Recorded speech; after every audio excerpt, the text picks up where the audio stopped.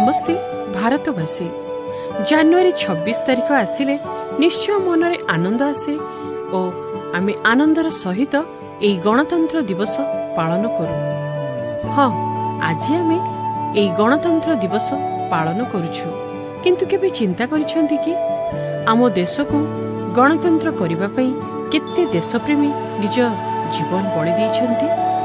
आमको गणतंत्र करिबा पई अनेकों को जीवन देवाक पड़िथिला, अनेक कारागार रे जीवन काटिले।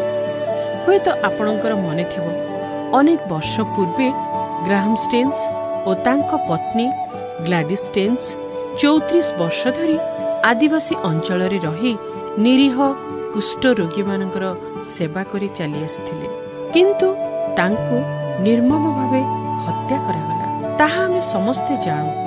केवल तांको नुह, तांको सहित तांकर 2 कोमलमती शिशु को मध्य हत्या करागला। किंतु 2 पुत्र और स्वामी को हराइला परे ग्लाडिस को मनरे क्रोध कि प्रतिहिंसार कौनसी चिन्ह नथिला।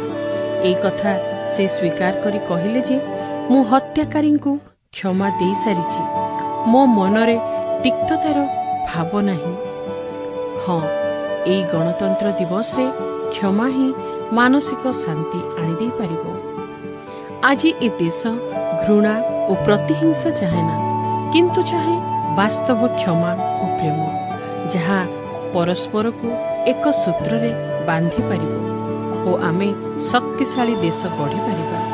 एणु पवित्र वाक्य बाइबल रो एफिसियो 4 पर्व 32 पदरे लेखा अछि, पुणी ख्रीष्ट जेपरि तुममानकु क्षमा कले तुम्हे माने मध्य परस्पर को क्षमा करो।